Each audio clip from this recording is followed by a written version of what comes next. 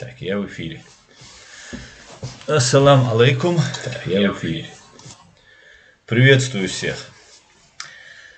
Давайте сразу проверим звук, потому что, возможно, настройки сбились. Напишите, пожалуйста, если есть звук. Картинку вижу, как со звуком.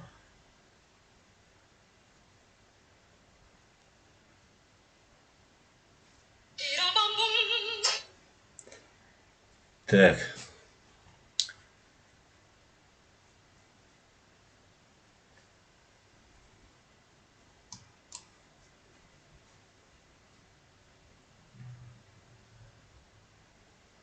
Раз. Раз.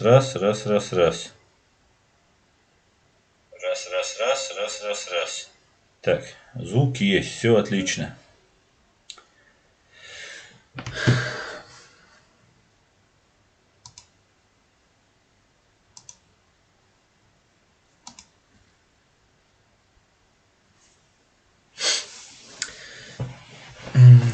Еще раз приветствую всех. Ассалам алейкум. Так, со звуком все отлично, я так понимаю.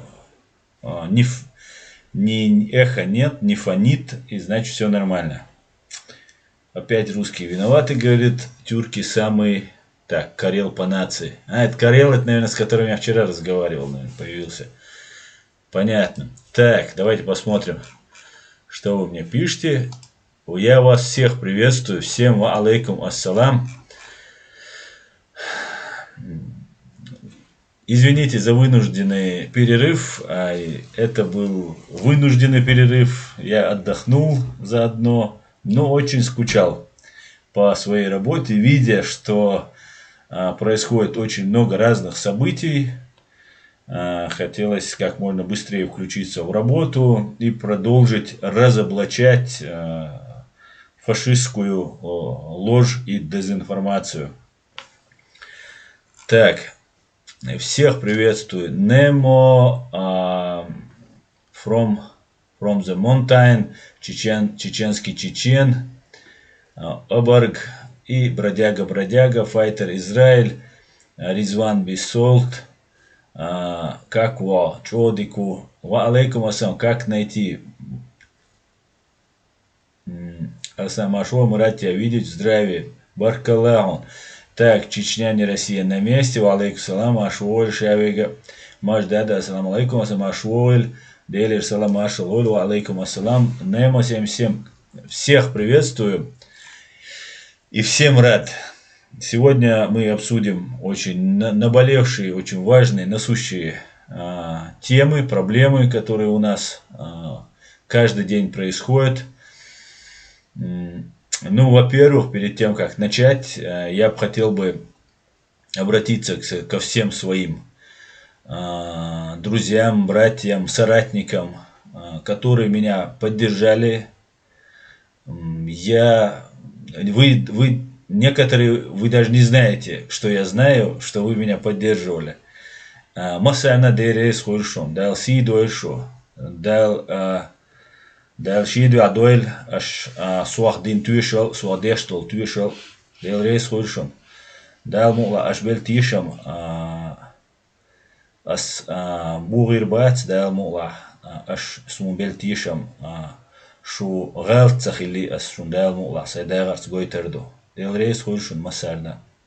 Зударшана, бешнана, масарна. Дал си дойшо.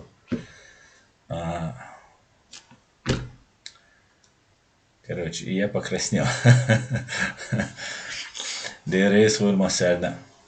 Так, а теперь перейдем к вашим приветствиям и к нашей теме.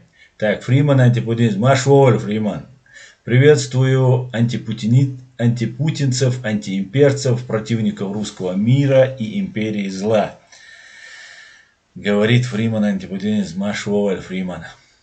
Я по вам соскучился, друзья. Мистер Икс, guten Abend, Astanavigate is the... Danke, good. Так, старик Хахаттабыч, добрый вечер. There is Huilon, Great Britain. Так, пойдемте дальше.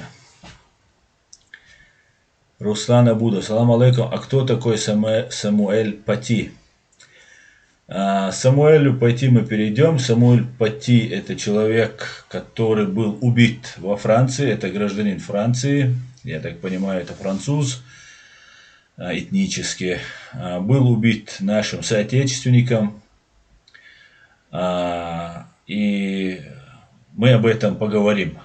Я считаю, забегая вперед, я считаю, что оба этих человека стали жертвами русского терроризма, русской пропаганды, и каждый в отдельности, но ни в коем случае, конечно же, вину как с этого молодого человека Анзорова, так и с нас всех чеченцев я не снимаю полностью, но опять же я считаю, что мы, чеченцы, сейчас находимся в таком, в русском экспериментальном процессе, где над нами проводятся опыты. Не без помощи чеченоговорящих предателей, которые находятся на стороне русских. И об этом мы тоже поговорим. Именно один такой пытался меня вербовать там 2 месяца назад, 6 августа 2020 года. Ну, все по порядку, хочется все рассказать, накопилось, поэтому буду по порядку, не спеша вам рассказывать. Итак, начнем. Сегодня 26 октября 2020 года, с вами снова я, Орти Аслан, на канале Reality. И мы сегодня будем обсуждать тему убийства гражданина Франции Самуэля Пати, убийства чеченцам, которое совершил человек, который был одурманен пропагандой. И мы попытаемся разобраться с этим вопросом, чтобы впредь не происходило такого, или попытаться, чтобы свести к минимуму вот все эти проблемы. Так, давайте перейдем к теме.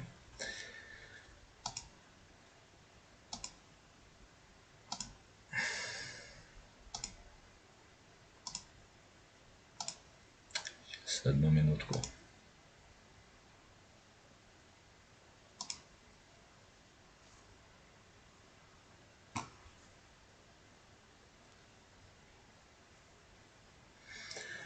Хотелось бы начать с того, что подконтрольный теракт для русских спецслужб это не что-то необычное, не что-то такое не новое, скажем так. Этим русские террористы занимаются очень давно, к большому сожалению, успешно они этим занимаются.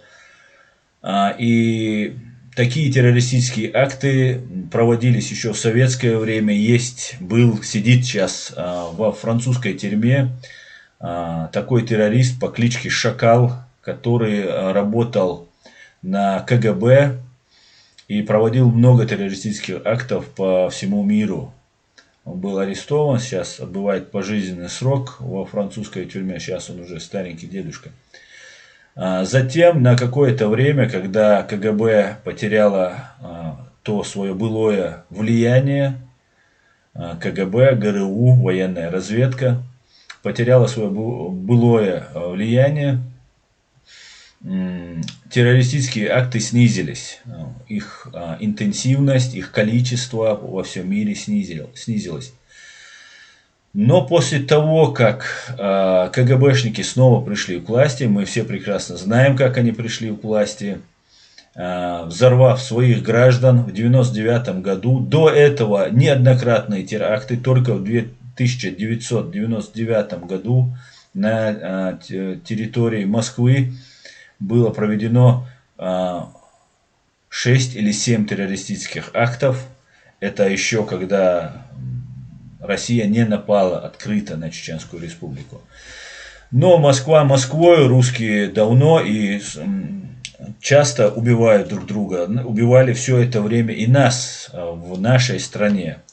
Когда мы выбрали себе президента, выбрали себе новый парламент, после кровопролитнейшей, тяжелейшей войны, где мы потеряли где-то около 12%, 120 тысяч, по приблизительным оценкам, 120 тысяч наших граждан, полностью разрушенная экономика, инфраструктура. И в это время Россия начала оттачивать на нас свое мастерство по вербовке, террористическим актам и так далее. Много наших командиров, много наших лидеров, интеллектуалов было убито в тот период времени. Некоторые были дискредитированы, некоторые посажены в тюрьмы.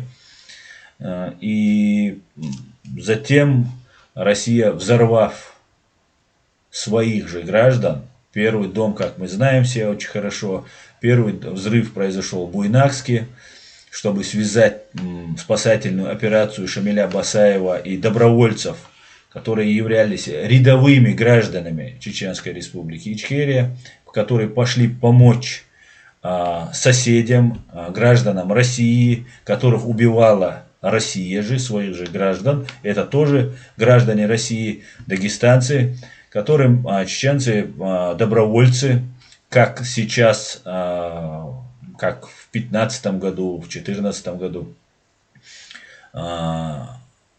Гиркин и другие добровольцы из России пошли помогать своим же, как бы своим же русским, которые проживали на территории чужого государства. Вот точно так же Шамиль Басаев с добровольцами пошел помогать дагестанцам. Чтобы связать эту спасательную операцию, надо заметить, что руководство чеченского государства открестилось от этого похода спасательной этой операции Шамиля Басаева. Что не скажешь о действиях России, когда террорист Гиркин пошел проводить диверсионно-террористическую акцию на территории Украины. Его поддержал в этом вся пресса России, президент России, так называемый президент России, ну и другие мерзавцы и преступники. После взрыва в Буйнакске было взорвано 2 дома в Москве, на Каширке и Гурьянова. Затем был взрыв в Волгодонске. 2 в Москве взорвали для того, чтобы привлечь внимание общественности, как можно больше заострить внимание россиян, русских, что их убивают вот такие злые чечены. Затем был взрыв в Волгодонске. Этот взрыв я связываю с тем, что в Ростовской области находится атомная электростанция, которая ближе всего находится к Европе. И для того, чтобы Запад, Европа поддержали, ну, так сказать, проводилась манипуляция общественным мнением в Европе, на Западе. И, как мы знаем, в Рязани при попытке подрыва 5-го дома после убийства уже 307 человек, своих русских женщин, детей, русские террористы напали на нашу страну. И после того, как 22 сентября 1999 года в Рязани были задержаны сотрудники ФСБ, которые закладывали гексоген в подвал жилого дома по улице Новоселова 16/14, 14/16. На второй день они были задержаны. А вот уже 24-го началась интенсивная бомбардировка окрестностей чеченской столицы города Джохара. И затем уже полномасштабное вторжение, нападение на суверенное независимое государство, с которым русские подписали в 1997 году договор о мире и принципах взаимоотношений. Я хочу напомнить, что после этого были еще террористические акты. Русские спецслужбы, именно этим специалисты, именно это умеют хорошо делать. Больше ничего не умеют делать, кроме как отравить, подло взорвать и так далее. Опять же, я склонен считать, и у меня есть на это веские основания, и не только я так считаю, коронавирус, который сейчас бушует во всем мире, да, это тоже дело рук русских террористов. И в этом я лично нисколько не сомневаюсь. И теперь очередной террористический акт произошел под Парижем, во Франции, где был убит гражданин Франции. К большому сожалению, убийцей оказался наш гражданин, наш согражданин, чеченец, 18-летний практически пацан, молодой человек, который совершил вот это тягчайшее преступление. И я бы хотел показать, вот, что говорила Анна Политковская, которая была убита русскими террористами, по поводу очередного теракта в Норд-Осте, который также был организован русскими спецслужбами, где были задействованы чеченцы. Для того, чтобы задействовать этих чеченцев, был задействован пресс-секретарь Аслана Масхадова Тимир Булатов, забыл его фамилию, человек, который являлся агентом и был связан с Сурковым, Владиславом Сурковым, который этнически, как бы по отцу чеченец, хотя и в его отце, и в самом Суркове чеченскости столько же, сколько в Путине эта чеченскость. И чеченские бойцы, поверив пресс-секретарю Аслана Масхадова, который был завербован, а потом убит позже в автокатастрофе, якобы он погиб, захватили здание на Дубровке, мюзикл на Дубровке. Что примечательно и что связывает этот террористический акт во Франции и захват людей на Дубровке, в мюзикле «Норд-Ост», где проходил этот мюзикл «Норд-Ост», первое, вот, что пришло мне в голову, когда вот этот Анзоров убил Пати, гражданина Франции, первое, что мне пришло в голову, Анзоров пошел убивать француза за карикатуру, которую он якобы демонстрировал в классе. Ни в классе, ни в школе, где учился непосредственно этот Анзоров, Абдаллах Анзоров, а кто-то другой. И по всей вероятности, как я читал из прессы, там училась какая-то арабская девочка, и ее отец был очень недоволен этим учителем.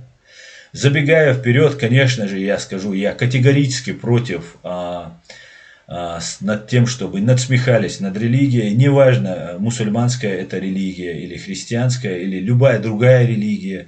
Любая другая религия, над ней потихаться, насмехаться и провоцировать людей ни в коем случае нельзя.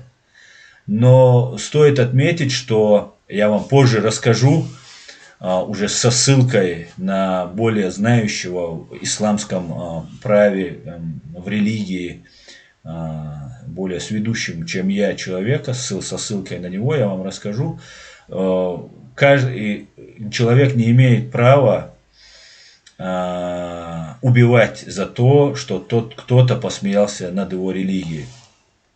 И вот этот парень, которого я вам тоже покажу, он на чеченском будет говорить, я вам переведу его, я надеюсь, я приглашу его к себе в эфир, и мы с ним обсудим вот эту религиозную тему, так как я так понимаю, он очень хорошо в этом разбирается. Он говорит, что если кто-то возводит грязь, ложь на вашу религию, смеется над вашей религией, то вы должны просто покинуть эту комнату, это заведение, где вы находитесь. И ровно до тех пор, пока они не прекратят смеяться над вашей религией, вы не имеете права возвращаться. И ни в коем случае нельзя убивать за это. Каждое преступление, каждое наказание должно быть соразмерно преступлению. Нельзя убивать человека, если он украл там килограмм картошки на рынке. Нельзя, это запрещено. Да? Аллах в Коране говорит, воюйте с ними так, как они против вас, но не приступайте. французы не воюют с нами. Французов убивать мы не имели права ни в коем случае. Ни за что. Ни за что не имели права.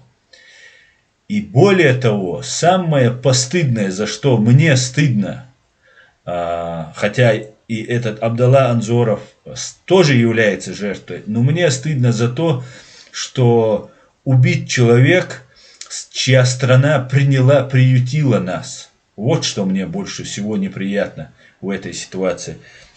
Именно касается, если не считать смертей, а касается то, что я считаю, что мы, чеченцы, которые славимся и гостеприимством, и уважением дому, в который мы приходим, да, мы не имели права ни в коем случае совершать такое преступление. Но также, возвращаясь к Норд-Осту, был такой эпизод в этой трагедии, которая произошла в Норд-Осте, когда Шамиль Басаев рассказывал, что когда с ним связался Маусар Бараев и сказал, что вот у него тут есть иностранцы, захваченные им в этом здании, Шамиль Басаев ему сказал: отпусти всех иностранцев до единого. Я уверен, среди них были французы, я уверен, среди них были датчане, которые тоже рисовали карикатуры и так далее. Но также стоит напомнить, что все чеченцы помнят датскую помощь, так называют датскую помощь, да? И это не случайно, что нас втягивают вот в эти разборки. Так вот, возвращаясь к Норд-Осту, Шамиль Басаев сказал: выпусти всех иностранцев. Анзоров, этот молодой человек, который сам тоже погиб, не больше мусульманин был, чем Шамиль Басаев или Маусар Бараев или другие наши солдаты и партизаны, ополченцы, которые сражались, отдавали свои жизни. Отдавали жизни не против тех, кто их приютил и обеспечил им жилье, еду и так далее, а против многовекового врага. И Анзоров, Далгеш Дуэльцон, инцун юю фамилия Цаяхча Цаулсва, Цюнгергалчнаван, Цунах, Хазнерсом, Бурам, Хилихасун, Цер Бех Билла Цалясун, Цер Бех, но Хаус Дизвой, Семхель Дизвой. Мы должны следить за своей молодежью, и мы должны вести разъяснительную работу по этому поводу.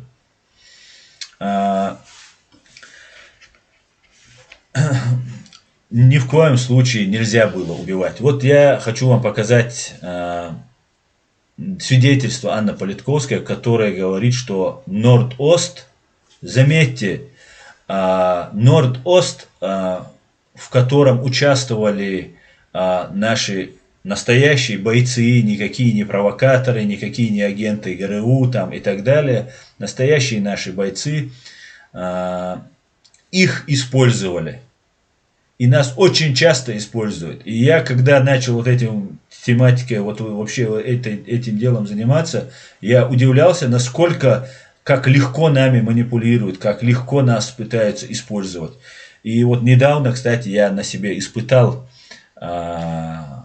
эти разные манипуляции, которыми пытаются нас направить в нужное им русло. Знаете, вот у нас Внимание. Сегодня вышел в газете материал, который, конечно, между собой мы считаем сенсационным, принципиальным, важнейшим для понимания процесса. Ну, о том, что один из террористов, бывший в Норд-Осте, ушел и сейчас работает в администрации президента. Вот нас вы слышите? Она как раз говорит про этого Тимирбулат. Нет, я на языке верции его фамилия. Он ушел. Он вышел и работает в администрации президента. Вот как раз о нем она и говорит, о ком я вам сейчас говорю. Важнейшее событие, потому что действительно тогда все в другом свете. Да? И я писала эту заметку я просто болела. Я, как, знаете, куда бы ты опустилась в эту дырку с говном. Казалось, что вот мы сейчас опубликуем, но должно же что-то произойти. В том смысле, что общество должно понимать. Что он практически туда привел Да-да. и ушел? Или как? Вы думаете, вот сегодня понедельник. Куда? Номер вышел рано утром. Вот сейчас середина дня. Да никому ничего не надо. Мы там все страдали. А это был просто подконтрольный теракт. Власть отлично осведомлена, что никаких протестов по поводу этого, митингов, шествий и какой-либо опасности для себя она от этого не имеет. Поэтому, я думаю, спокойно взирает на наши внутренние мучения и страдания со своего кремлевского холма. Думаю, ну давайте, прыгайте. Надо вас прихлопнем, не надо живите. Я думаю, что вот так. Вот, в принципе, подтверждение того, что террористические акты проводятся русскими террористами против своих же граждан, и, конечно же, при возможности будут проводиться против европейцев и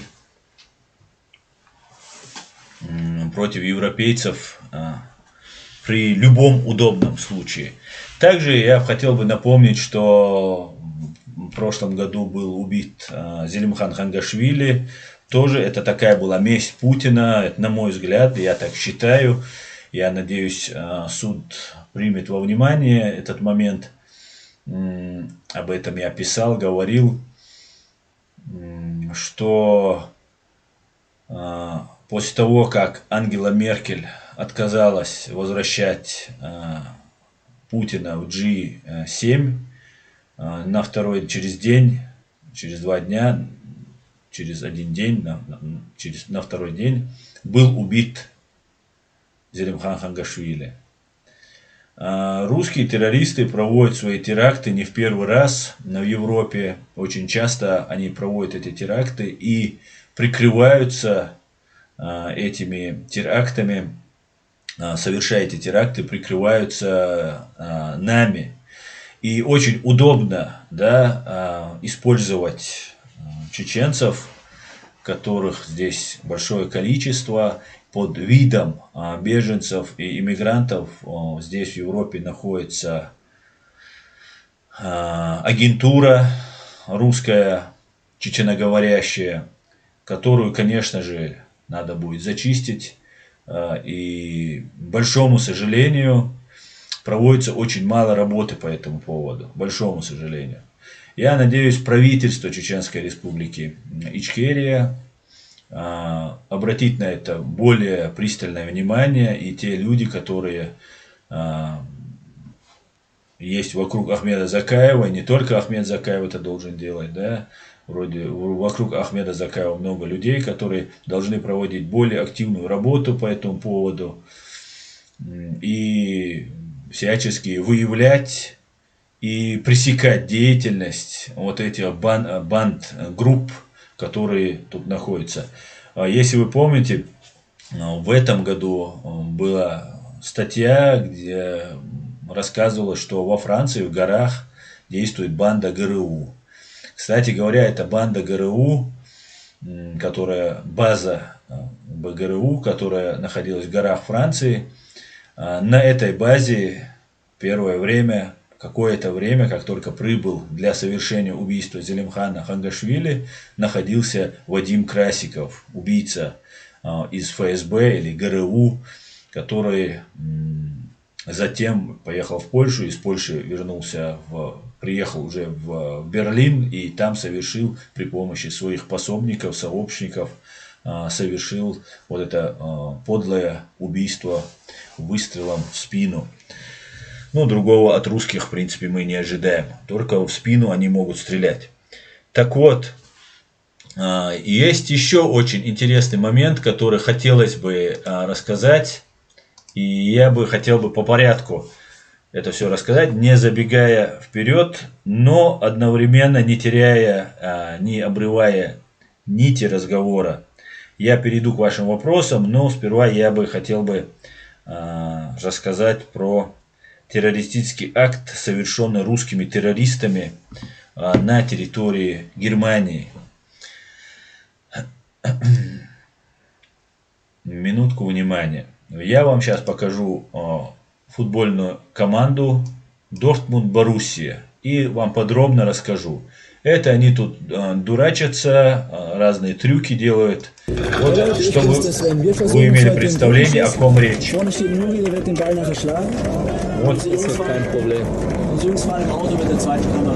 Это та самая команда. И их автобус, который позже был взорван. Это вратарь Дортмунд-Боруссии. И он должен сейчас поймать мяч.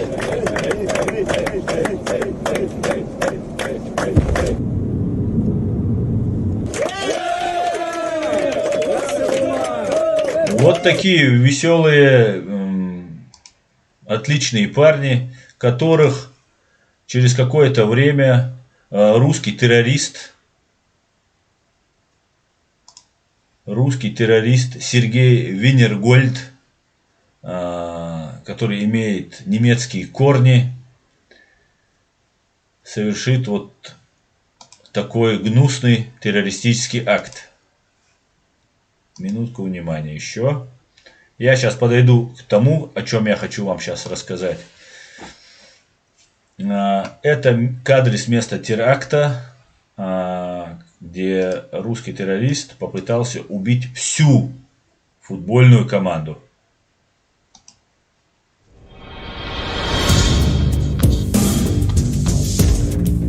К большому счастью, в то время погибших не было, пострадал один только футболист, и полицейские получили не тяжелые ранения, к большому счастью, но взрыва было 3.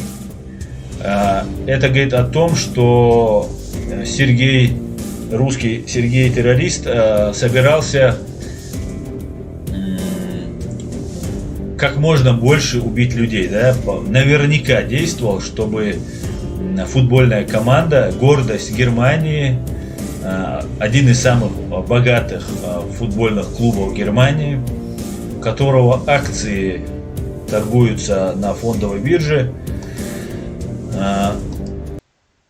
попытался как можно больше нанести урон. Итак, смотрите, что... Давайте сперва возвращаясь, далее я вам по порядку, что было. Первое время, когда этот террористический акт был совершен, он произошел 11 апреля 2017 года. В то время я уже был в Германии, я прекрасно все это помню.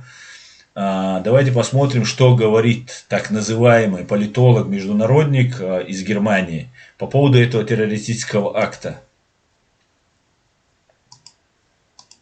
Олександр Рар приєднується до нашого ефіру, і у зв'язку з цією саме інформацією будемо намагатися з ним проаналізувати. Обратите внимание, что об этом говорят украинцы. Вечер добрый вам.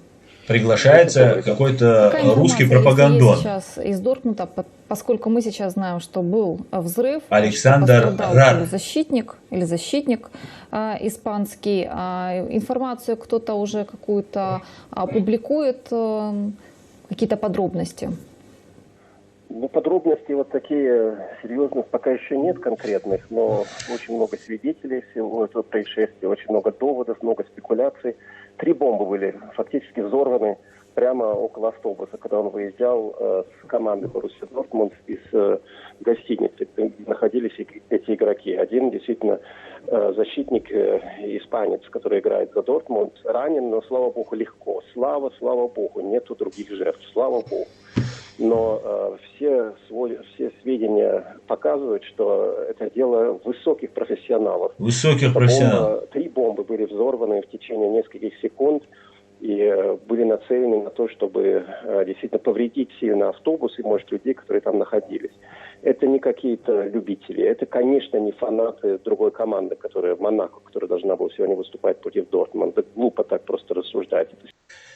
Стоит здесь напомнить, что в это время, как раз перед этим террористическим актом, Дортмунд, команда Дортмунд-Боруссия должна была играть против французской команды Монако, которая, кстати говоря, это очень тоже важный момент, да, при всем при этом, когда произошел этот террористический акт, в это время Ле Пен, есть такая правая партия, возглавляемая сперва отцом, теперь дочерью Ле Пен, она должна была выступать, и как раз перед выборами этот взрыв был очень нужен для того, чтобы показать, что вот исламские террористы вот так замучили бедных французов, что вот убивают, нужен был резонанс, и вот что вот убивают гордость, да,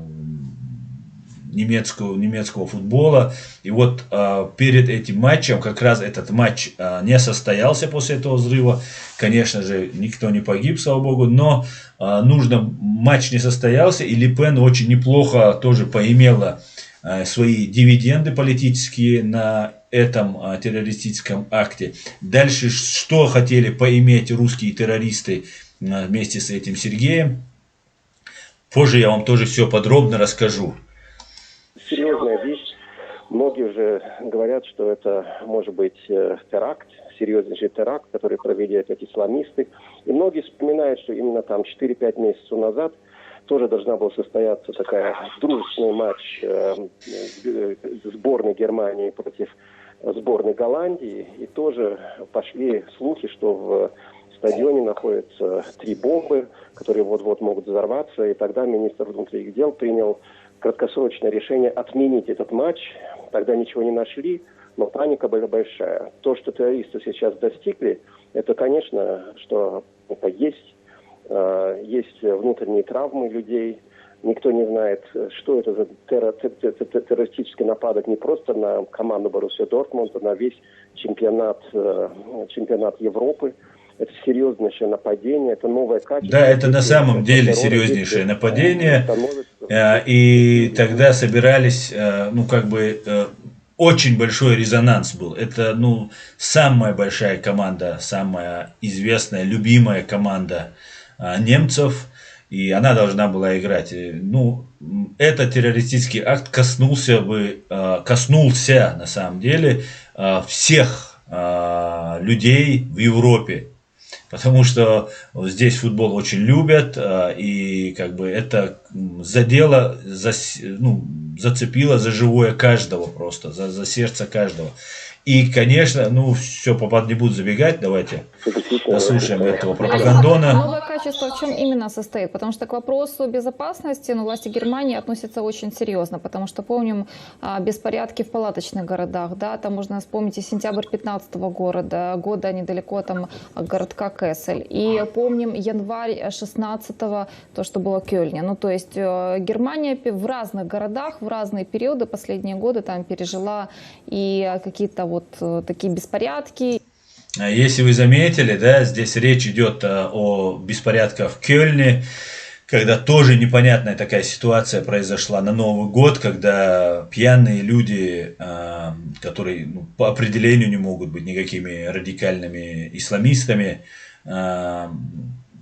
приставали к женщинам, там домогались женщин и так далее. И вот эта прекрасная ведущая нам рассказывает, с русским террористом совершен теракт, еще никто не разобрался, но она уже припоминает о всех вещах, о всех инцидентах, где были упомянуты или где-то как-то промелькнули арабские беженцы, которых здесь на тот период было на самом деле очень много.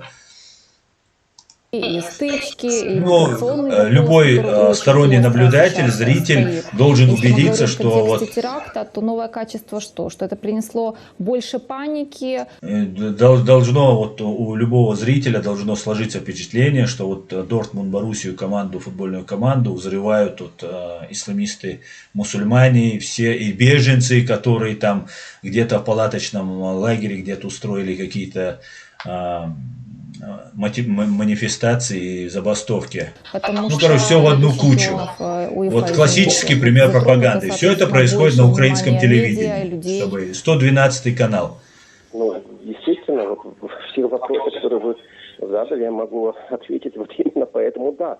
Единственное, что надо пока быть осторожно. Надо действительно подождать, пока действительно не будет стопроцентные сведения, что эти бомбы были брошены действительно исламскими экстремистами. Но, по-видимому, это так, потому что действительно Германия стала мишенью вот именно этих атак. И здесь Аль-Каида и другие исламские экстремистские группировки очень хорошо себя, к сожалению, чувствуют. Многих вылавливают. Я думаю, 99% людей ловят.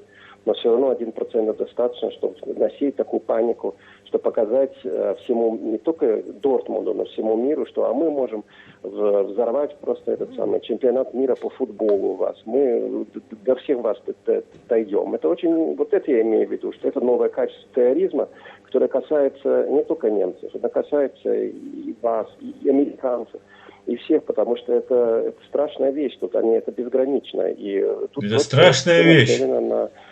Я полностью согласен с этим русским пропагандоном, что русский терроризм это страшная вещь. Так, далее мы переходим дальше по ссылке.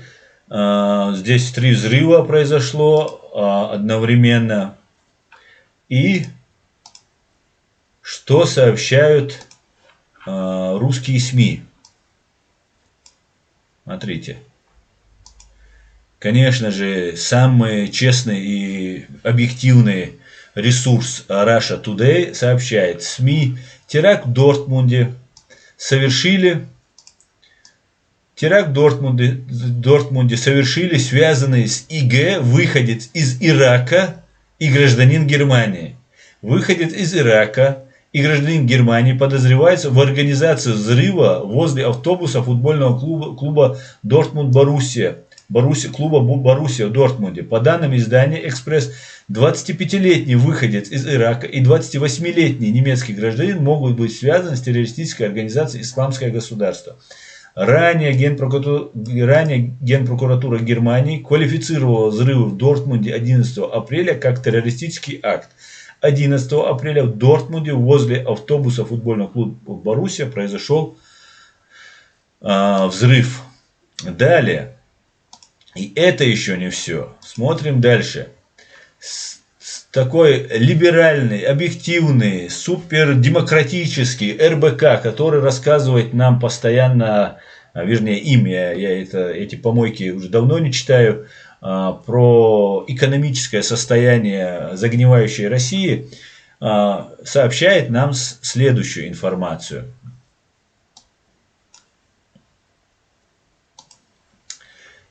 Так, видите, 12 апреля 2017 года, видите.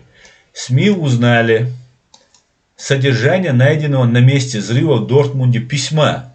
Стоит напомнить, что русский террорист Сергей оставил письмо, или его сообщники оставили письмо на месте террористического акта. В этом письме было указано, что в срочном порядке вывести войска из Ирака, не воевать против исламского государства, террористической организации исламского государства, надо отметить, потому что это не настоящее исламское государство, не настоящее мусульманское государство, это самая обычная террористическая организация, самая кровожадная, может быть, хотя может есть и более кровожадные, которая организовывалась при помощи русского КГБ, ФСБ, ГРУ, до сих пор контролируется, курируется и дальше ведется их деятельность, и партии Баас, которая также иракская партия Баас Саддама Хусейна, который благополучно был приговорен к смертной казни и казнен за убийство и отравление, массовое отравление людей газом. Так вот, вот это исламское государство, русский террорист заступается за него и просит не бомбить и не воевать против вот этого террористического образования ИГИЛ. Да, будем его ИГИЛ называть, а никакое оно не исламское государство. Так вот, это ИГИЛ,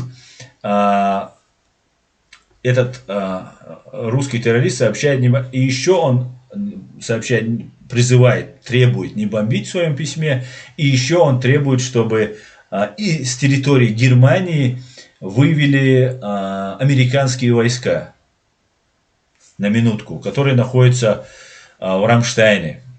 Так, смотрите дальше. На месте взрыва около автобуса футбольной команды Боруссия было найдено письмо, содержание которого может указывать на причастность к организации теракта радикальных исламистов. Подлинность послания пока не подтверждена. Но это не мешает им, конечно, сообщать, хоть она и не подтверждена. В письме, найденном на месте взрыва рядом с автобусом Боруссия в Дортмунде, упоминаются Аллах и убийство боевиков, запрещенной в России террористической организации «Исламское государство» западной коалиции, сообщает Süddeutsche Zeitung. По данным издания, правоохранительные органы Германии не исключают версию о причастности к организации взрыва радикальных исламистов, так как письмо содержит отсылки к теракту, совершенному на рождественской ярмарке в Берлине, а также осуждение Германии операции против ИГИЛа. Кроме того, в послании указано, что спортсмены и знаменитости Германии и других наций-крестоносцев включены теперь в список смертников исламского государства. В немецкой прокуратуре считают, что делать однозначно выводы причастности исламистов к организации взрыва пока преждевременно. Власти федеральной земли Северной Рейн-Вестфалии направили письмо на анализ с участием судмедэкспертов и богословов, отмечает издание. Издание Focus.de со ссылкой на сообщение немецкого информационного агентства ДПА указывает, что в деле может появиться новая версия, согласно которой к организации взрыва причастны немецкие антифашисты, недовольные мягкой политикой футбольного клуба и так далее. Ну, это все говорит о том, что вот сейчас происходит с этим террористическим актом, который совершен во Франции, когда был убит гражданин Франции. Начинаются вбросы, что он не мог отрезать, Анзоров Абдулла не мог отрезать голову. 18-летний парень, спортсмен, мог все-таки отрезать. Да? Надо признать, что это не аргумент. Да? Если нож острый и повозиться какое-то время, я не думаю, что полиция сразу туда подъехала и сразу его... моментально это произошло. Нет, для этого достаточно 50 минут, чтобы это сделать. Кто-то рассказывает, что нужно там рубить, там, ну, не хочу рассказывать эти все подробности, детали, которые говорят, ну, там, барану очень сложно голову отрезать и так далее, и так далее. Но если острый нож, не нужно рубить хрящи, можно аккуратно все сделать. И это делалось на видео тем же исламским государством, это неоднократно демонстрировалось, что это можно делать без особо физического труда, хотя можно... 18-летний парень может достаточной силой обладать, да, чтобы это сделать. Но самое интересное, дальше РБК.ру сообщает нам, забегая вперед, крупнейшие теракты в Европе за последнее время. И перечисляются все террористические акты, которые совершены КГБшным ИГИЛом на территории Европы. Ну, все это на нас, на мусульман, все это сваливается. И наша беда в том, что мы открыто во весь голос не заявляем об этой позиции. Мы должны четко, ясно заявить, что мы никакого отношения не имеем ни к каким террористам и исламистам. Мы воюем, сражаемся и будем вести свою борьбу до победного конца за освобождение нашей страны, оккупированной русскими фашистами. И ни в коем случае мы не воюем ни с кем, в том числе с русскими, которые не имеют против нашей государственности и нашей свободы ничего. Вообще мы ни с кем в мире. Наша освободительная война, которая благодаря ГБшным проповедникам и этим террористам из Кремля, которая переросла во всемирный джихад, там, победу, война до судного дня, там, и так далее, и так далее. Ничего подобного ни отцы-основатели нашего государства не закладывали в нашу государственность. У нас есть государство, которое незаконно оккупировано русскими фашистами, и мы должны это государство любыми способами освободить. Не запрещенные, не выходящие за рамки международного права и нашей религии. И вот смотрите, вот они нам тут рассказывают. И все террористические акты собираются. Хотя тут же в статье указывается, что возможно это может быть это не исламское государство, возможно это еще прокуратура Германии проверяет вот это всю, потому что вот это письмо вызвало подозрение и велась проверка этого письма. Но РБК.ру сообщает нам про все террористические акты, совершенные ИГИЛом.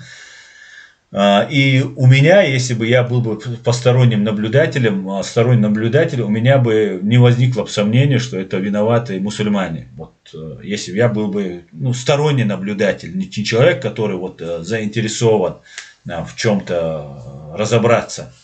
Далее, давайте перейдем далее. Это еще не все. Я, друзья, перейду к вашим вопросам, ответам и... сперва закончим вот эту тему. Сейчас я вам покажу этого прекрасного русского террориста, который совершил этот ужасный террористический акт. Итак, над этим террористом уже совершился суд. Он приговорен к 14 годам, и в ближайшие 14 лет вот этого мерзавца мы на свободе не увидим. Я надеюсь, что мы его не увидим еще после этих 14 лет, еще минимум 14 лет. Итак, выходец 8 января 2018 года. Выходец из России признал вину в подрыве автобуса Боруссии. В Германии обвиняем в попытке взорвать автобус футбольной команды Боруссия Дортмунд Сергей В. Признал себя виновным. Однако он отрицал, что хотел убить кого бы то ни было. Однако он отрицал, что хотел убить кого бы то ни было. В суде в Дортмунде в понедельник он выразил сожаление в связи со своим поступком. В соответствии с жесткими законами о конфиденциальности в Германии фамилия обвиняемого не называется.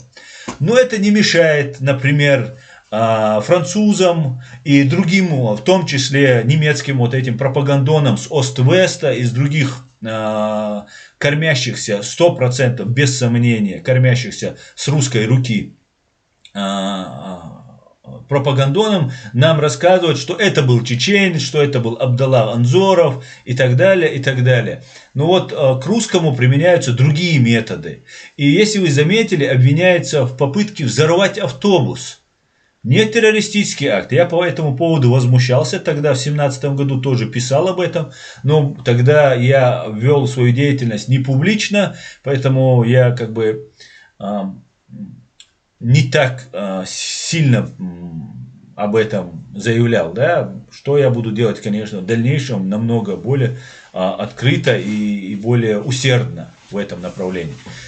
Так вот, он сказал, что взрывные устройства были спроектированы так, чтобы никаких травм не произошло. Сергей В., имеющий двойное гражданство России и Германии, предъявлено обвинение по 20 пунктам покушения на убийство при помощи взрыва в апреле 2017 года, который, по словам прокурора, был частью продуманной схемы получения денежной выгоды. Ему грозит пожизненный срок. По словам прокуроров, подрыв автобуса должен был привести к падению акций клуба. Таким образом, Сергей В. намерен был получить прибыль от своих инвестиций. Боруссия Дортмунд – единственный немецкий клуб, акции которого торгуются на фондовом рынке. Перед тем, как устроить взрыв, инженер-электрик купил опционы и контракты на сумму более 26 тысяч евро, 31 тысячи долларов. Следствие исходит из того, что им двигало желание обогатиться. Сергей В. при помощи взрыва собирался спровоцировать падение стоимости акций Боруссии и заработать на колебания до 500 тысяч евро. При взрыве был ранен испанский защитник Марк Бартра, а также полицейский. 3 самодельные бомбы, оставленные на дороге, взорвались, когда автобус покинул гостиницу Дортмунда. Автобус с командой Боруссия ехал на матч Лиги чемпионов УЕФА против команды Монако. Наблюдая за перемещением автобуса из окна гостиницы, Сергей В. дистанционно включил взрывное устройство. Первоначально высказывалось предположение, что взрыв – дело рук исламистов. Сергей Винергольд Я вам хочу рассказать немного про взрывные устройства, которые я в какой-то степени вынужден был изучать и по роду своей прежней работы мне приходилось изучать разные взрывные устройства, как их изготавливают, как их перемещают и много чего мне приходилось по роду своей работы, будучи адвокатом, защищая наших партизан, кавказских партизан, защищая, ознакомливаться и изучать. Чтобы изготовить взрывное устройство на самом деле, которое не сдетонирует, всегда взорвется, нужен обязательно, конечно, кроме самого взрывного устройства, самодельного взрывного устройства, так называемого СВУ, должен быть детонатор, который вы должны в этом очень хорошо разбираться. Более того, если вы изготавливаете вот это взрывное устройство, как мы знаем, было 3 у Сережи Винергольда, 3 СВУ, вот это взрывных устройства. Эти 3 бомбы, все 3 взорвались. Значит, все 3 изготовлены очень отлично. И я могу со всей ответственностью заявить, что для того, чтобы все 3 одновременно, чтобы они все 3 взорвались, чтобы они сдетонировали как положено, для этого нужно много этих взрывных устройств изготовить, проверить, взорвать. И этот человек, который готовит, этот человек должен очень хорошо в этом разбираться. Сергей В., конечно, был обучен, и я уверен, что он обучался не по интернету, не по бумажечке. И, конечно же, я без сомнения уверен, что взрывное устройство изготавливалось не им самим.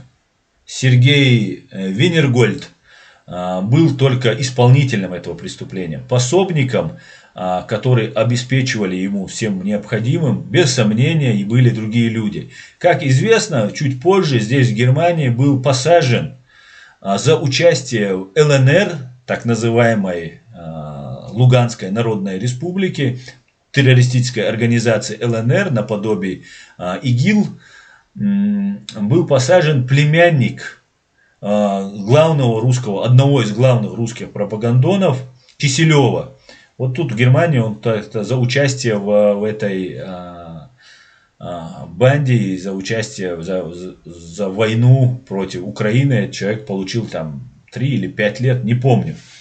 Так вот, я нисколько не сомневаюсь, у меня еще была кое-какая оперативная информация по этому поводу в то время, нисколько не сомневаюсь, что футбольную команду Дортмунд-Боруссия взорвали люди, связанные с ЛНР.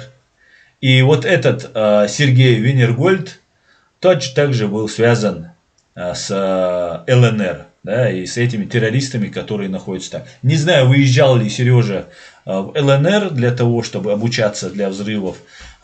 Сперва в Россию, потом ЛНР. Мог он спокойно, у него был российский паспорт. Но сам факт то, что я никогда не поверю, потому что я непосредственно общался с людьми, которые умели из подручных средств изготовить любую бомбу малой мощности. И я сам читал эти материалы и знаю, как изготавливается. Там очень сложная технология, там достаточно немного влаги в ту же аммиачную селитру или пудру. Если попадет немного влаги, да, то просто взрыва не произойдет. Также нужен, конечно, и детонатор и так далее.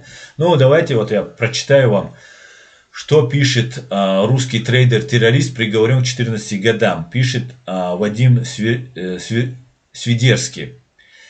Сергей Винергольд пытался взорвать автобус с футболистами Боруссия после того, как открыл короткие позиции по контрактам на разницу на акции футбольного клуба. Сегодня в немецком городе Дортмунд, для тех, кто не понимает, да, некоторые взрослые, кто немного не совсем понимают, что такое, у футбольной команды были акции своей команды. И эти акции в зависимости от успеха команды, от ее финансовых ее возможностей, они то растут, то понижаются. Так вот, можно играть, ну, это называется играть, да, это как в казино, в рулетку, когда вы играете. Вы можете как выиграть, так и проиграть. Да? Вы можете купить акции, которые обесценятся, и вы потеряете. Вы можете купить акции, которые вырастут, и выиграете. Но есть еще и обратная та же схема, только когда вы играете на понижение.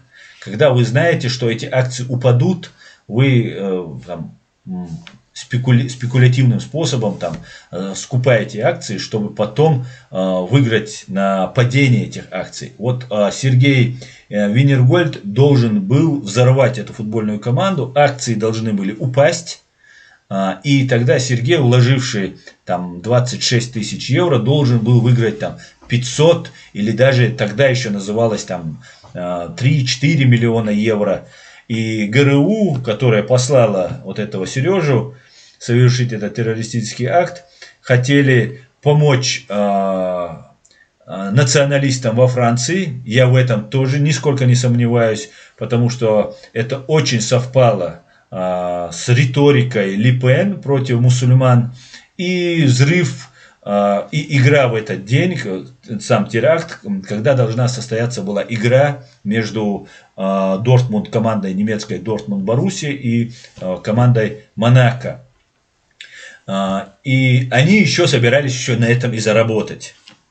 Но на этом они и прокололись, в принципе. Сегодня в немецком городе Дортмунд был вынесен приговор гражданину России и Германии Сергею Винергольду за неудавшуюся попытку взорвать автобус с футболистами футбольного клуба Боруссия Дортмунд. Перед терактом его организатор открыл короткие позиции, так называемый шорт, по контрактам на разницу на акции футбольного клуба, в надежде заработать на обвал котировок вследствие взрыва. Теперь трейдер-террорист отправится в тюрьму, где и проведет ближайшие 14 лет. Напоминает телеканал РТВИ. 11 апреля 2017 года Винергольд взорвал 3 бомбы около автобуса с командой перед началом матча игры Лиги чемпионов клуба Монако. Пострадали полицейский и защитник Боруссии Марк Барта. На месте взрыва Винергольд оставил 3 записки, якобы от ИГИЛ. В августе того же года власти Германии предъявили Винергольду обвинение в 28 покушениях на убийство, нанесение телесных повреждений, а также в покупке и использовании бомб. Сам Винергольд признал вину, но несколько раз заявлял, что устроил взрыв, чтобы обогатиться. Он поставил деньги на обесценивание акций клуба. Как сообщает новостной канал «Найти», Винергольду полиции помог австрийский болельщик Боруссии, который тоже торговал опционами клуба. Тот рассказал, что удивился, заметив, что кто-то перед взрывом купил 15 тысяч сертификатов. 15 тысяч сертификатов, по словам обвинения, Винергольд купил опционы и контракты на сумму около 26 тысяч евро, то есть поставил на падение курса акций клуба и надеялся заработать 500 000 евро. Действительно, многие крупные Форекс и ЦФД брокеры предлагают внебиржевым трейдерам, в том числе и контракты, на разницу на акции Боруссии. Торговля осуществлялась использованием рычага кредитного плеча различных уровней, в зависимости, ну и так далее, и так далее. Не вдаваясь в подробности в эти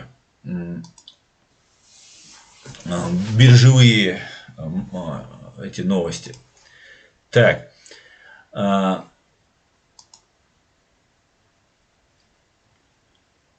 Матч Дортмунд-Боруссия-Монако был перенесен на второй день, по-моему, или на третий день. Он состоялся, как положено, но, слава богу, никто не погиб. Даже когда они там тогда выступали, когда перед этим матчем, все тогда еще считали, что это все-таки вот это и связано с ИГИЛом.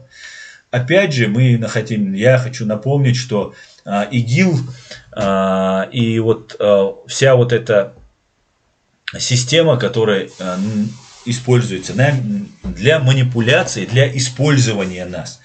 Во-первых, всегда, когда русские спецслужбы какие-нибудь проводят свои активные мероприятия, так называемые, они преследуют всегда не только одну цель. Это не только помочь, например, Макрону, Макрон очень сильно в этом плане начал пиариться, сразу же прилетел на место совершения этого ужасного убийства. Надо отметить, что буквально за несколько дней до того, как было совершено это убийство, небезызвестные, аффилированный с русскими спецслужбами сайт «Кавказ-центр», который всегда подписывается не именами живых людей, а отдел мониторингом. Да? Ну, как любят КГБшники представляться, ну, какой-то отдел мониторинга. Да? Не хватает у людей, хотя их сервера находятся тут в Европе, да, по-моему, в Швеции или еще где-то они там находятся, при всем при этом не хватает им храбрости называться своим именем и открыто отстаивать свою позицию, призывая людей идти на смерть. Так вот, Кавказ-центр очень сильно на Макрона там катил бочку, там Макрон там против мусульман, он там объявил там войну там исламу и так далее, и так далее. Хотя, конечно, это может быть совпадение, но то, что Кавказ-центр ведет абсолютно античеченскую и прорусскую позицию, при всем его вот этом разнообразии наездов на русских, при всем при этом линия, которую гонит удуговский рупор, удуговщина, она без сомнения не оставляет у меня лично никакого сомнения, что они работают во вред чеченского государства, чеченской государственности. При всем при этом Удугов почему-то до сих пор жив, здоров и никаких проблем у него не возникает. Хотя, говорят, он изменил внешность, там пластические операции и так далее, но Удугов мог бы приносить пользу своему народу, а не делать все это во вред своему народу. Но Бог ему судья. Я надеюсь, прокуратура Чеченской Республики тоже будет ему в свое время судьей. Так, сейчас я это вам для чего все это рассказываю? Я вам все это рассказываю для того, чтобы было понятно, что нами манипулируют, нас используют. И вот эта религиозная тематика, чеченцы, мы народ очень набожный народ, мы по большей части, да, среди нас, конечно, очень много притворяющихся, ну или не до конца верующих. Но у нас наша религия, наша культура повернута, ну, в большую сторону, в направлении ислама, религии, и мы очень, благодаря вот нашей религии, я могу сказать, что мы сохранились, да, если бы мы были бы, например, не мусульманами, наверное, мы бы уже растворились вот в этой фашистской России и потеряли бы очень много своего. Благодаря тому, что мы мусульмане, мы сохранились. Но независимость, почему мы мусульмане, и это вообще никого не волнует. Это сугубо лично наше дело. Мы являемся мусульманами, и я лично считаю, что это очень правильная и терпимая, справедливая религия. И мы должны в этом плане всячески соблюдать рамки для того, чтобы мы оказались не использованы русскими террористами. И нам очень сложно, когда затрагивается, я о себе могу сказать, когда затрагивается религиозная тема, очень сложно, особенно когда ты не обладаешь достаточными знаниями, и какие-нибудь там мерзавцы, отпустив там 3 волоска вот здесь, начинают мне рассказывать, что он больше мусульманин, что вот он больше знает. У меня возникает вопрос, если вы такие все мусульмане, то почему вы приезжаете сюда, в Европу, и просите у светских людей, для которых, по большей части христиан, просите помощи, Ну, езжайте тогда, я не знаю, в Саудовскую Аравию. Ах да, Саудовская Аравия вас не принимает, ваши братья-мусульмане вам не помогают, да? Нам не помогают, всем нам. Может быть, поедете тогда в другую какую-нибудь, а может в Сомали поедете, а да, там не платят пособие, и там медицина не нужна, и ваши дети получат образование недостаточно. Мне кажется, это в какой-то степени лицемерие, даже не в какой-то, а в большей степени лицемерие. Приезжать сюда и потом говорить, что вот, ну, как же так, мы должны убить учителя, школьного учителя. Вот мне сейчас тут человек пишет, который давно уже смотрит меня, является моим подписчиком, что вот там, вот он погиб, и вот там за пророка. Нет. Я вам сейчас покажу этот ролик, где вот этот чеченец на чеченском языке, я постараюсь не все, кусок вам перевести, где он там это рассказывает. Пророк Дейлир Салам Хулцун, его оскорбляли, и его сподвижники говорили, давай мы отомстим, там, сделаем что-то нехорошее. Он не позволял. Его самого лично в него кидали камни, в него кидали мусор, оскорбляли его вслед его. Он этого не делал.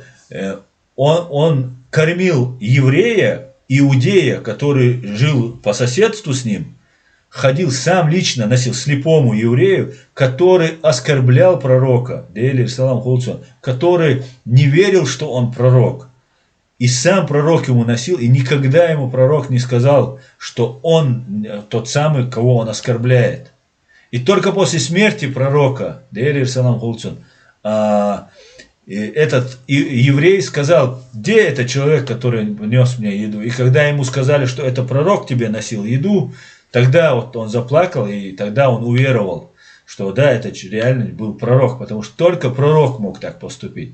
Так вот, у меня вопрос.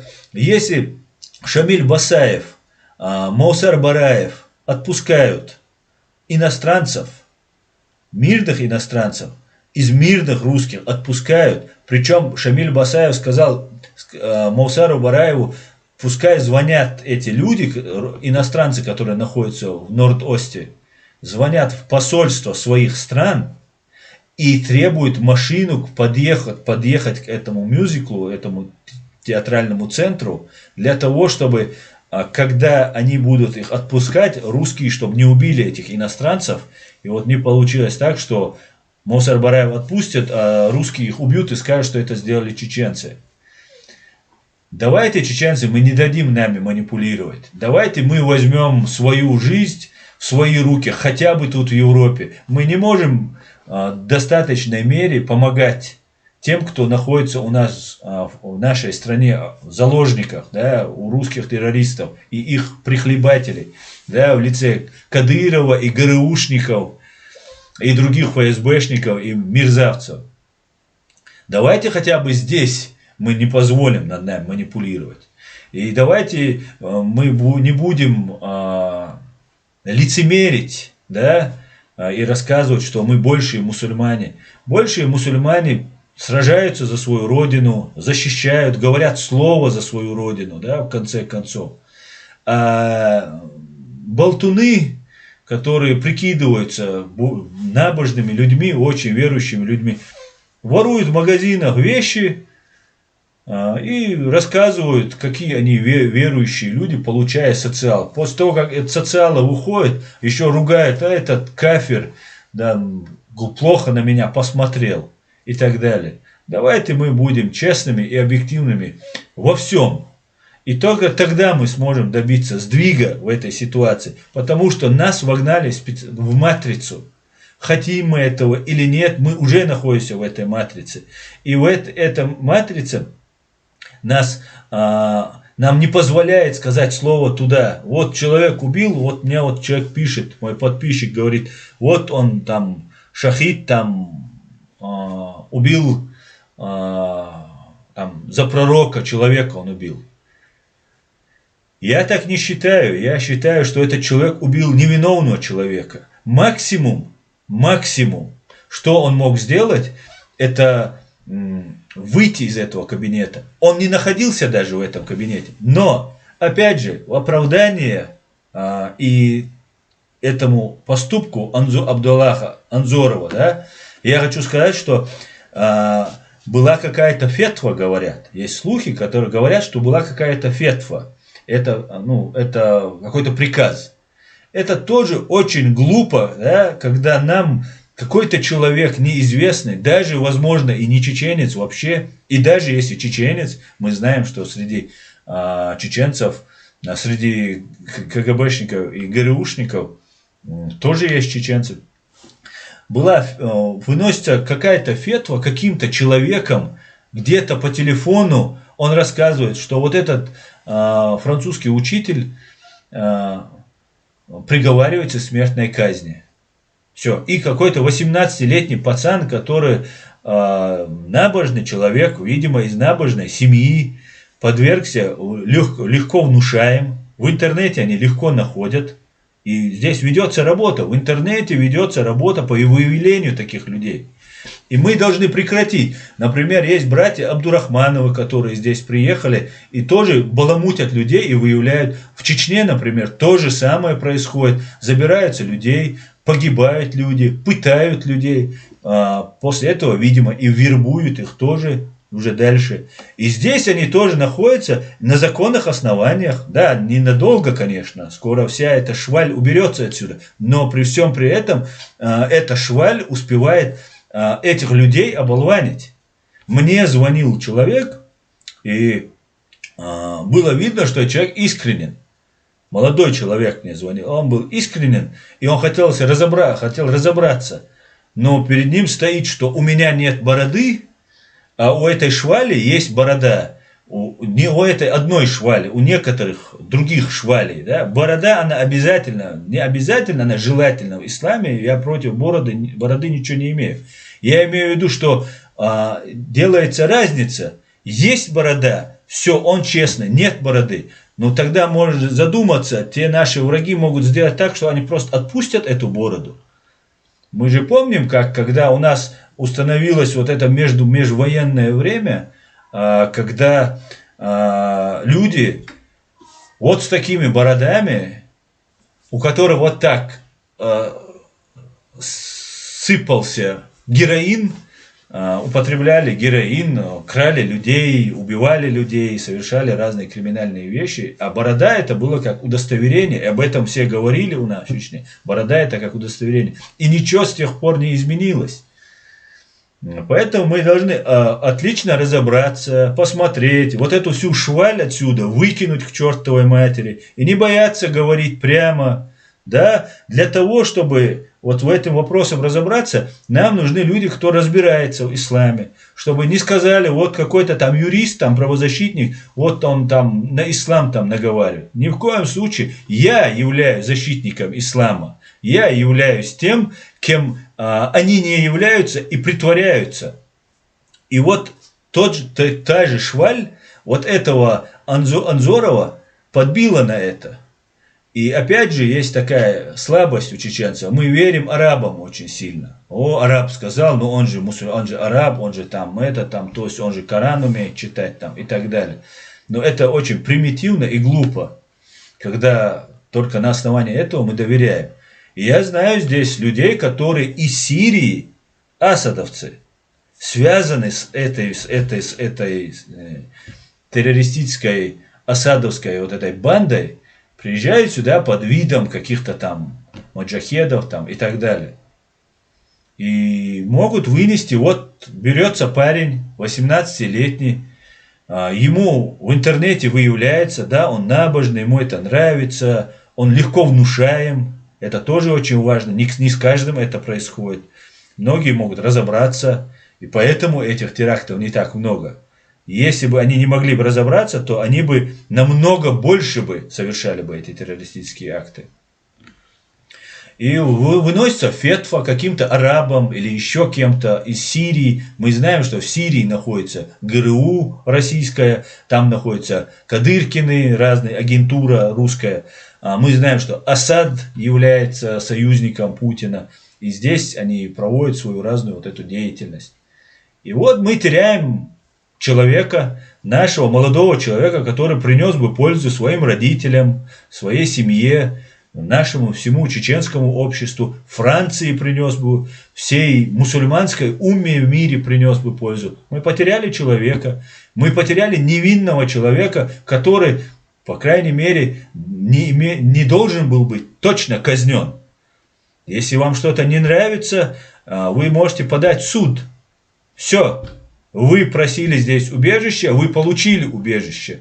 Если вам что-то не нравится, вы идете в суд Германии, Франции, подаете в суд на этого учителя и разбираетесь с ним по закону Франции. Если же его действия не имеют состава преступления, они говорят, это свобода слова, и этот учитель попросил выйти тех, кто мусульмане, и кого это может оскорбить. Если там нет состава преступления, извините, все, нет состава преступления. Вы ничего не можете сделать. И с этим надо смириться. И тот, кто одобряет этот поступок этого парня, тот заслуживает уголовного преследования. Я вот что могу сказать. Поэтому я считаю, что нужно держать себя в рамках действующего законодательства. Так, господа, это я хотел вам все это рассказать, потому что накопилось за все это время. Я вот вам сейчас покажу. Ризван, по-моему, зовут этого парня. Я обязательно его приглашу, постараюсь пригласить. У меня есть возможность выйти, но он, в принципе, в Ютубе есть.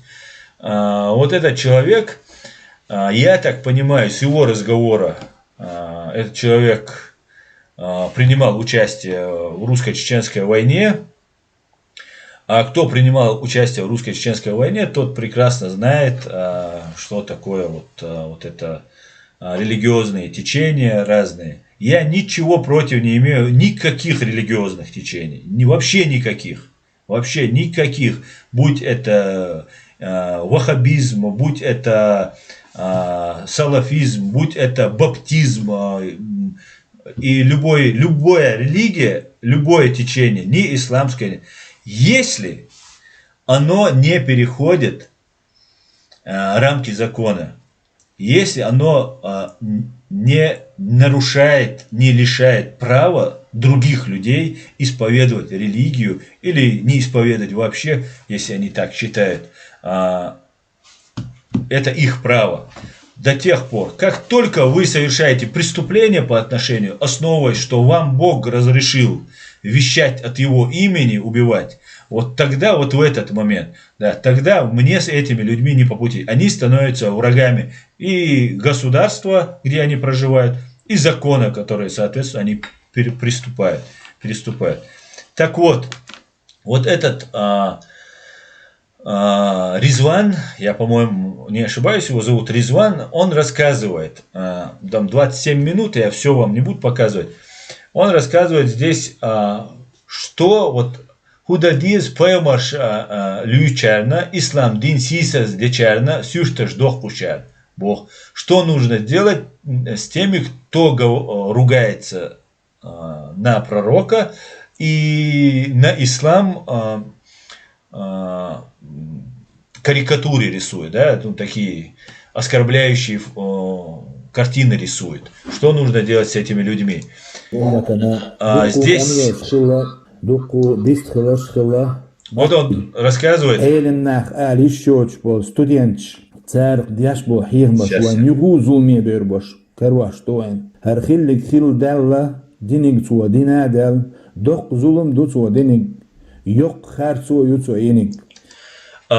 Он здесь говорит, что он совершил большую несправедливость, но случилось то, что случилось, и мы дальше должны этот вопрос разобрать. Разобрать мы его должны для того, чтобы вот эти ГРУшные пропагандоны, которые здесь есть, чтобы им не было возможности дальше продолжать все это дело.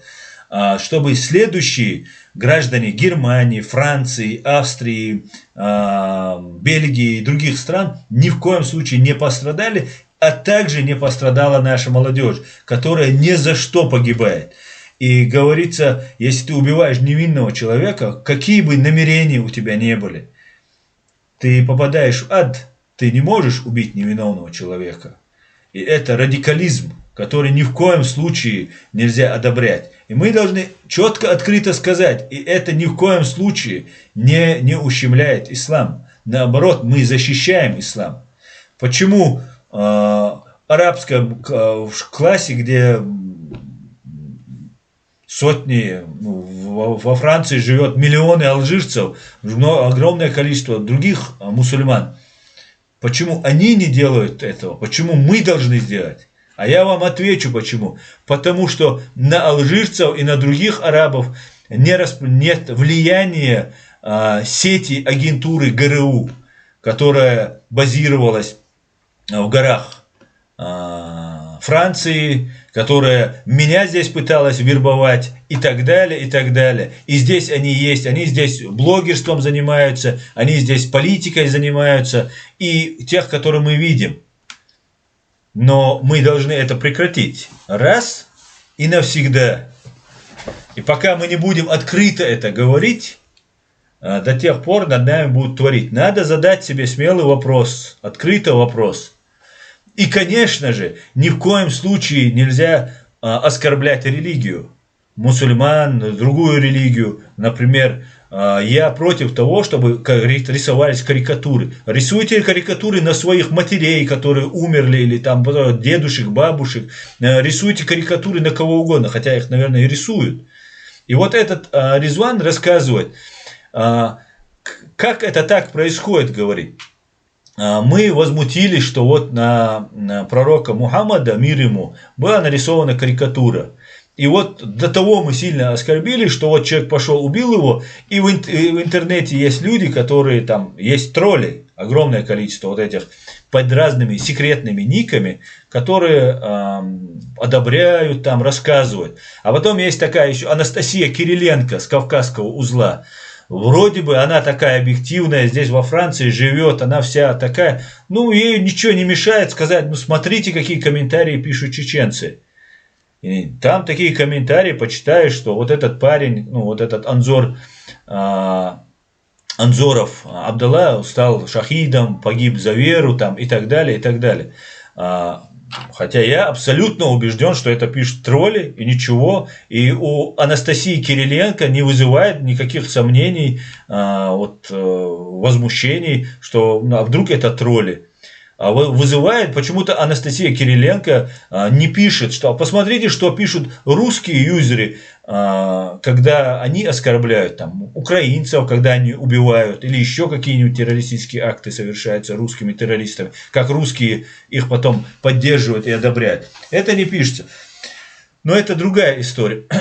И вот здесь Резван говорит, вот на пророка Мухаммада, мир ему, сделана карикатура. И вот мы говорим, вот надо там одобрить, убийство совершил. Причем взрослые дяди не идут убивать. Взрослые 40-летние, 30-летние не идут. А 18-летний пошел, молодой еще, не сформировавшийся психикой человек пошел, совершил преступление. Вот это считается вот молодец. Он говорит, ну вот, а чем тогда отличается, например, если на карикатуру на Ису пророка, наверное, Иисуса Христа, да, как они его называют, Иса пророк, как мы его называем, на него карикатуры рисуют, на Мусу пророка рисуют, на других пророков рисуют карикатуры. Никого это не волнует. Более того, эти карикатуры, да, это же, никто же не видел Мухаммада пророка, никто не видел Ису пророка. Но в каждой церкви есть иконы с изображением Исы, якобы Исы, Иисуса Христа. Никто не видел его, только по описаниям приблизительно кто-то его там нарисовал. Точно так же Мухаммада пророка, мир им всем, никто не видел этих людей, но если рисуют карикатуры, вот все, это точно Мухаммад пророк. То зайдите в каждую церковь, на Моисея пророка, на Ису пророк, на Мусу пророка, на Ису пророка, на всех них есть карикатуры. Потому что это не настоящие, там с изображением нимфов, с крыльями, и как угодно рисуют. Это же не возмущает никого, и почему-то никому за 1000 лет не пришло в голову, даже наоборот, Не трогайте их религии, не трогайте их церкви, не разрушайте их, даже не заходите туда, оставьте их как есть. Говорилось всегда мусульманами, даже когда они вели войны. И вот Резван очень четко и к месту сообщает нам, как это может быть так, что мы вот так, причинно-следственная связь у нас так нарушена. Мы не соображаем, что происходит, что ли. Нам сказали, все, вот там сказали. Так. Ладно, давайте, короче говоря, сейчас тогда я перейду чуть-чуть к вашим вопросам. Ссылку на вот этот канал, вот этого парня я вам оставлю. И я постараюсь с ним связаться, чтобы пригласить его к себе в эфир, чтобы мы могли с ним связаться.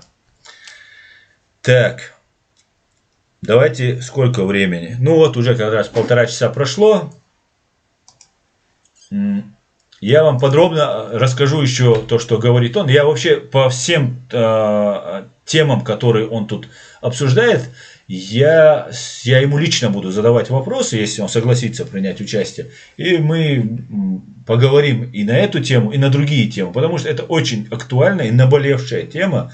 И это будет продолжаться. Здесь много агентуры, которую мы каким-то образом должны очистить. Так, давайте уже пора, наверное, закругляться.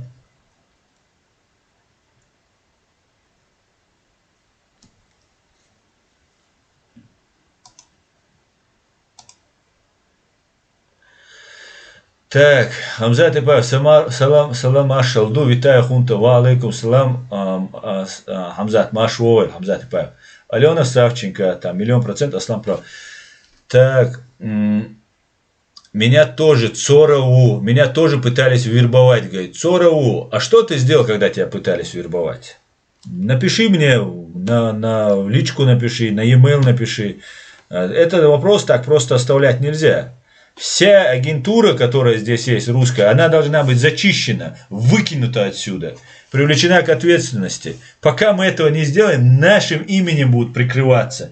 Нас будут здесь убивать, нас будут здесь дискредитировать. Дитме гордачунис.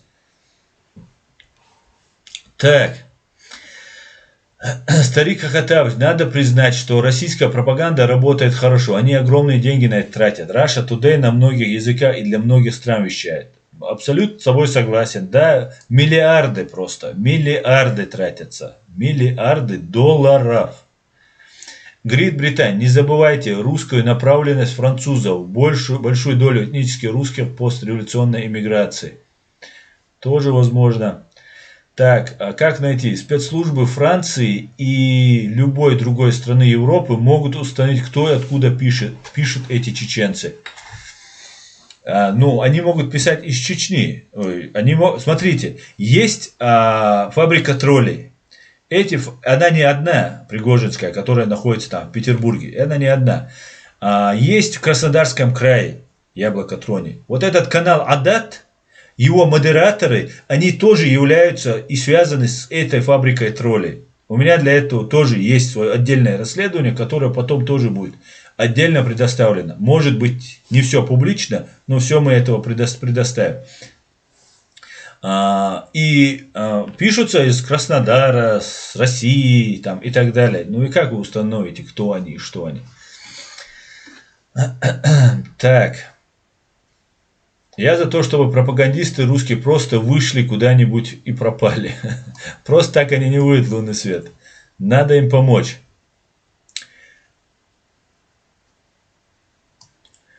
Так, как найти? Главное, почему ни на каких ТВ-каналах не приглашают нас и выслушивают наше мнение? Почему за нас говорят не чеченцы? Что за предвзятость? Это правда. Так, Вильпес Инкульта, душу, слушаю вас на фоне просто.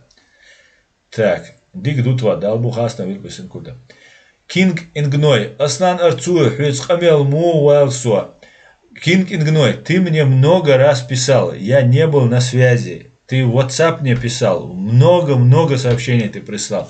Я обязательно тебе отвечу, подожди, ты мне написал в WhatsApp, я все увидел, и я просто не успеваю. Скажи, по какому вопросу, просто коротко, ясно, сообщи, что ты хочешь, а то ты присылаешь 20-30 сообщений, я их все прослушать просто не успеваю. Скажи просто коротко, конкретно, что тебе нужно, для чего ты хочешь со мной связаться. Потому что хочу напомнить и сообщить, хоть это и в конце, может надо было это в начале сказать, у нас, у чеченцев, не доверять человеку, это считается оскорбить человека. И этим пользуются. Так вот, я сейчас на той стадии, когда я перестану доверять людям. И заранее приношу извинения. Заранее всем приношу, прошу, дело шахид. Я нахожусь в активной разработке разными террористами с Востока. Поэтому я не волен делать все, что хочу, потому что теперь моя безопасность стоит выше некоторых вещей. Поэтому и в том числе наших адатов, наших законов, в данном случае проявление доверия к человеку. Поэтому конкретно скажи мне, что тебе нужно, и я постараюсь тебе ответить на твой вопрос. Хорошо? И если я не отвечаю, не обижайтесь, не злитесь на меня. У меня или нет времени, или я позже отвечу, или у меня есть веская причина не отвечать. При всем уважении. Лэрамц. Вилпесен культ. Аслан, уходи онлайн почаще. Я буду почаще, да. Я думаю, Вилпес надо каждый день уже, наверное, уже уходить. Так, Вилпесен культа Машвойль. Да, кстати, Вилпес Машвойла. Нохчикант, Аслан, просто наши слишком фанатичны, а фанатизм приводит в заблуждение. Нохчикант говорит. Мы не были бы фанатичны, если бы мы имели бы знания. У нас не хватает знания, и мы находимся, давайте честно признаемся, да, нам помогла Европа, нам помогли Соединенные Штаты, Франция, Англия, весь Запад нам помог, Турция нам помогла, много кто нам помог, это бесспорно, это отрицать я не буду и буду благодарен, и я думаю, наше государство и чеченцы должны быть благодарны. Но надо признать, что с нами поступили очень подло и коварно с нами поступили. Нас отдали на съедение русским террористам. И мы это не должны забывать. И чеченцы это тоже понимают. И некоторые, не разбираясь в тонкостях вот этих разных интригах, покупки и продажи, чеченец это прямой человек, по большей части своей. И если его предали, он говорит, а как ты, у меня же было право, у меня был президент, вы же сами приехали, были наблюдателями на выборах. Вы же признали нашего президента Масхадова, признали нашего Дудаева, признали наш парламент. А потом вы сказали, извините, чеченцы, не получилось, извините, нам нефть нужна, газ нужен, там еще что-то нужно, взятки нужны. Мы же прекрасно знаем, что в Германию поступают сотни миллиардов русских денег, в Европу поступают, другие места поступают. Мы это все прекрасно понимаем и видим. И если мы это видим, у нас возникает вопрос, может, пошли они все скопом в одном направлении. Лично у меня возникало иногда такое желание, но я понимаю, что это путь в никуда. И я знаю, что среди этих людей в этой стране это не такая диктатура, как в России, один Путин все решает. Здесь есть разные люди, абсолютные наши сторонники, понимающие, всю свою жизнь стоящие на страже прав человека, не только чеченцев, вообще прав людей. И поэтому мы должны разделять хороших от плохих. И, как говорится, назло маме отморожу уши. И навредить там, например, французам, я там всех французов буду ненавидеть. Но это во-первых, глупо. Просто определите разных там Шрёдеров и разных других продажных тварей. Их нужно определить и называть. И мы должны свое место под солнцем в этой европейской семье, в этом мире добывать. Несмотря ни на что, не озлабливаться. Да, конкретные люди, я знаю, почему наше дело так застопорилось именно в юридическом, правовом смысле. Мы не можем сдвинуть с мертвой точки это дело. Потому что многие европейские фамилии будут не самым лучшим образом засвечены. Да, Поэтому не будем сейчас уходить в другую тему. Поэтому я считаю, что есть основания нам быть очень фанатичными в чем-то. Но в первую очередь, конечно же, наш фанатизм должен заключаться в том, что мы должны разобраться, кто же все-таки враг. Кто нас убивал? Французы нас не убивали. Ни один француз, ни одна французская бомба не упала на наш город, ни один населенный пункт. Фильтрационных лагерей, концлагерей на территории Франции, где содержались чеченцы, не было никогда. Ни немецких не было, ни американских. Поэтому, конечно же, мы их можем морально осудить, но мы не можем сделать. Поэтому надо честно, открыто, смело разбираться со всеми проблемами. Да, Алла, мы разберемся. Да, Алла. Так, да, господа, давайте я, наверное, тогда закончу. Я не все успел вам рассказать сегодня, то, что вот у меня здесь набрано. Но я думаю, будет еще время. В среду будет среда Исханова, которую мы уже пропустили несколько недель. Я думаю, завтра тоже я проведу стрим. Если получится, я договорюсь вот с этим Ризваном, который разбирается хорошо в религии, обсудить этот вопрос, чтобы не быть голословным, меня не обвинили в том, что я тут враг мусульман. Нет, я не враг мусульман. На этом, я думаю, мы можем закончить наш стрим. Спасибо, что поддерживаете, спасибо, что смотрите. И все будет Ичкерия. Ассаламу алейкум. Спокойной ночи, друзья. До завтра или до послезавтра.